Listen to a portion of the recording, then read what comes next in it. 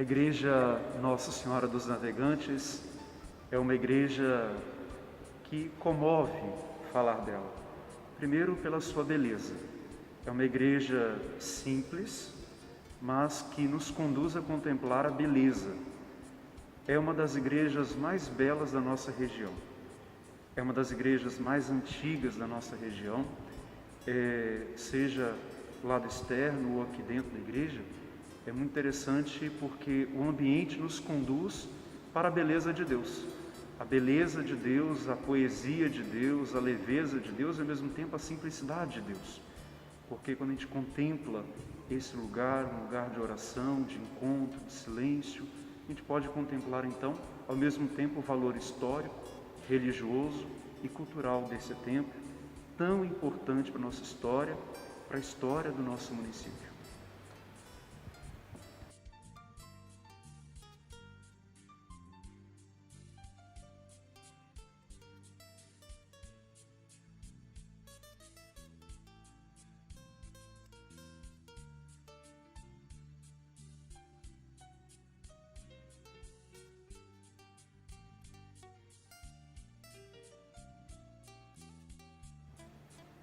A devoção a Nossa Senhora dos Navegantes é importante para entender a história de construção desta igreja.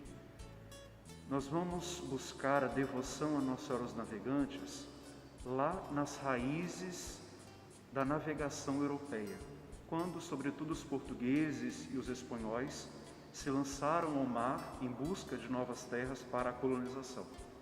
Vamos lembrar que o mar, inclusive no mundo bíblico, o mar é um lugar muito sombrio, um lugar que causa medo, espanto. Os portugueses e os espanhóis, a religião, a fé, estava num lugar de influência, no sentido de ajudar a tomar as decisões. Por isso, quando os portugueses e os espanhóis saem para navegar em busca de novas terras, eles levam consigo a fé, a religião, a devoção e, sobretudo, a devoção à Nossa Senhora, que eles vão invocar com o título de Nossa Senhora dos Navegantes. Geralmente, nas embarcações, na proa, estava uma imagem ou algum símbolo que ligava a Nossa Senhora dos Navegantes. É importante relacionar que o catolicismo que nós temos no Brasil é um catolicismo que veio de Portugal. E é um catolicismo marcado pela devoção, pela novena, pelas ladainhas. Então, a história de devoção a Nossa Senhora dos Navegantes tem suas raízes no tipo de colonização que nós tivemos, sobretudo aqui no Brasil. Uma colonização portuguesa, marcada pela devoção, e essa devoção inclui novena, ladainha, procissões. Isso faz com que os portugueses, chegando por aqui, vão então semeando essa cultura religiosa de devoção a Nossa Senhora dos Navegantes.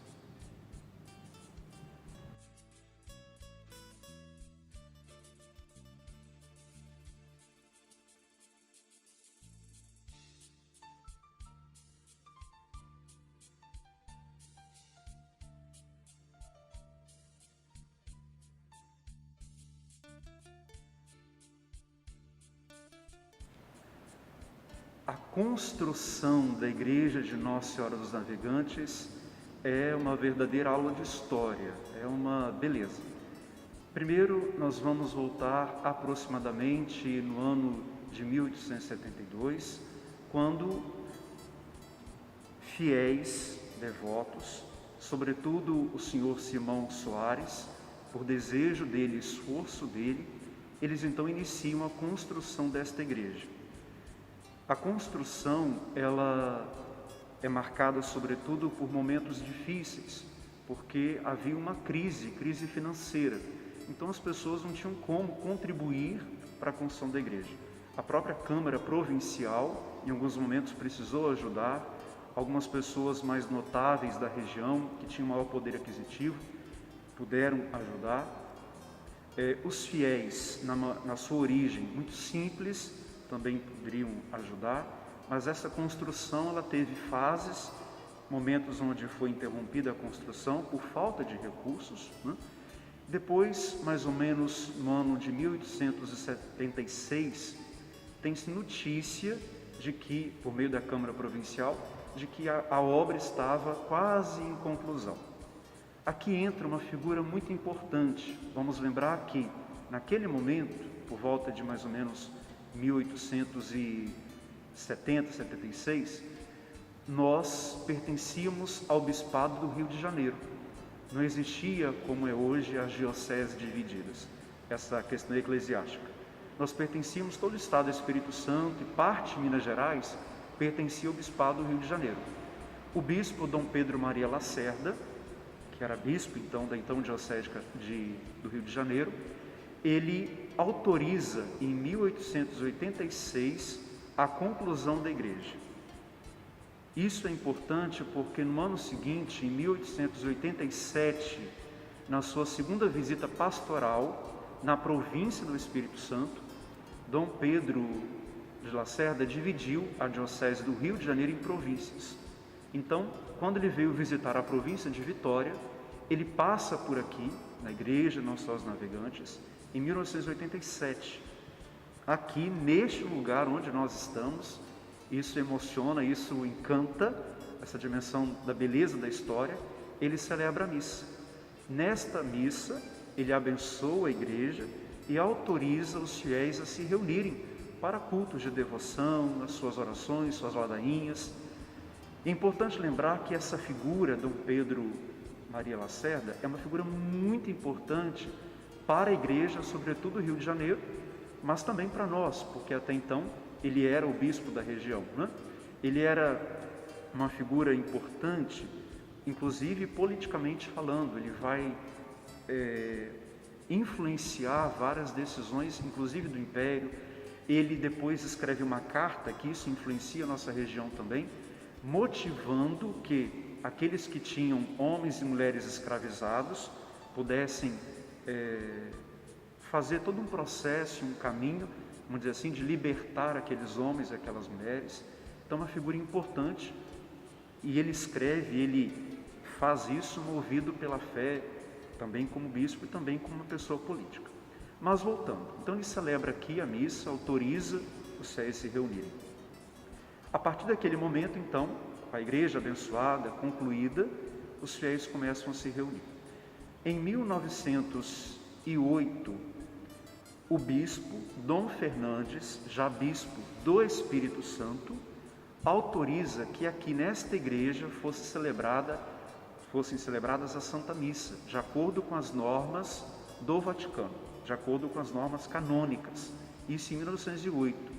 Então, agora, a igreja, a Capela Nossa Senhora dos Navegantes, nesse momento, estava sob o domínio da Diocese do Estado do Espírito Santo. Havia ainda apenas uma diocese no Estado. Isso em 1908. Em 1936, vejam como foi um processo, um caminho. Em 1936, começam os festejos, como nós conhecemos mais ou menos hoje, Nossa Senhora dos Navegantes. Ou seja, a missa, a procissão no rio Itapemirim, as embarcações, pequenas embarcações, puxadas às vezes por um rebocador, iam até a vila do Itapemirim, levando a imagem de Nossa Senhora dos Navegantes, os pescadores. Vamos lembrar que naquele momento, e isso é importante, os pescadores eram, na sua maioria, católicos e devotíssimos a Nossa Senhora dos Navegantes. É uma história de devoção, porque acreditavam que de fato ela era a Senhora dos Mares, Senhora da Pesca, Senhora da Abundância, Senhora da Bênção. Então a devoção, ali em 1936, os festejos eram grandes festejos, de reunir muitas pessoas. Depois, com o passar do tempo, aqui é importante lembrar um outro fato importante. A mãe do senhor Simão Rodrigues, ela que foi a doadora das imagens de Nossa Senhora dos Navegantes e São Francisco de Assis. Essas duas imagens, elas vieram de Portugal, eram imagens de madeira, de valor inestimável.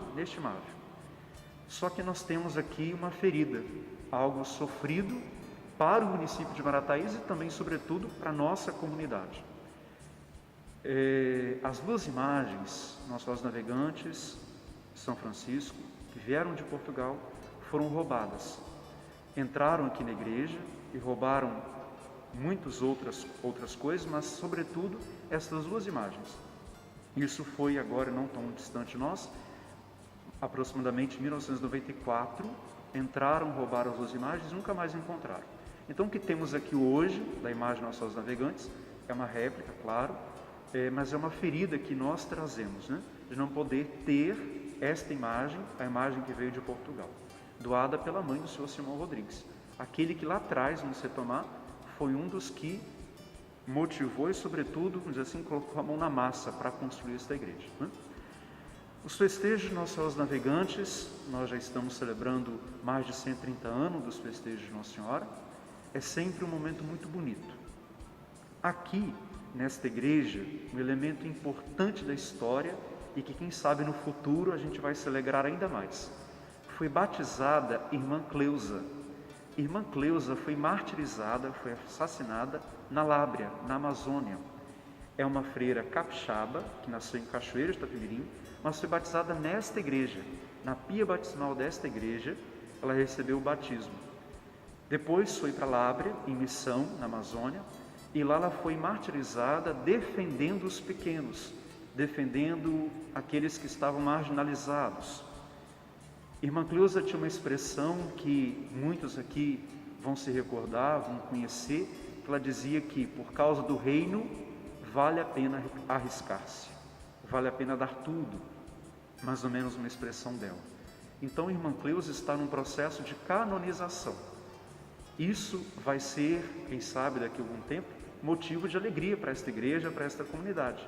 Pode ser a primeira santa capixaba e batizada na igreja Nossa Senhora dos Navegantes. Um fruto bonito também da devoção a Nossa Senhora dos Navegantes.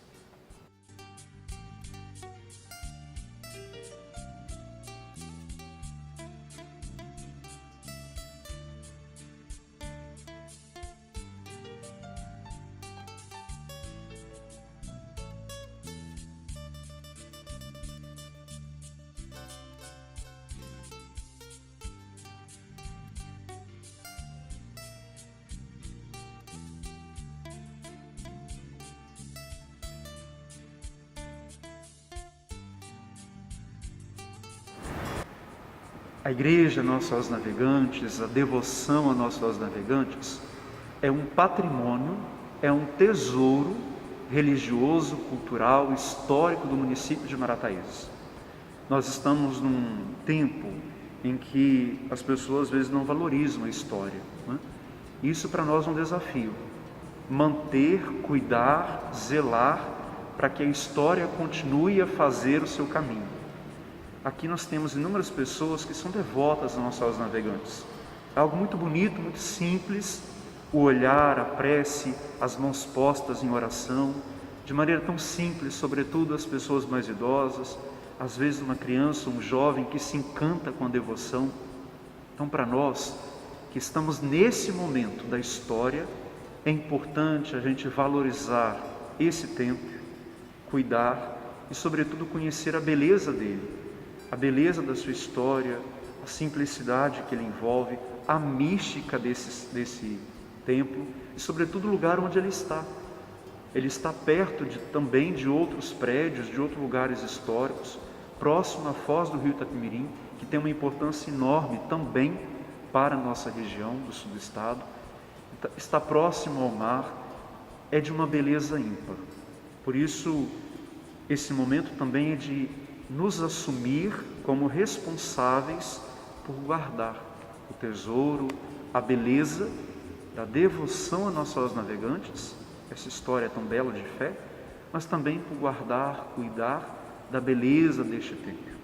Que a Virgem Senhora dos Navegantes seja para todos uma luz, uma intercessão nos mares bravos da vida, nas situações difíceis da vida. Que ela rogue por todos nós.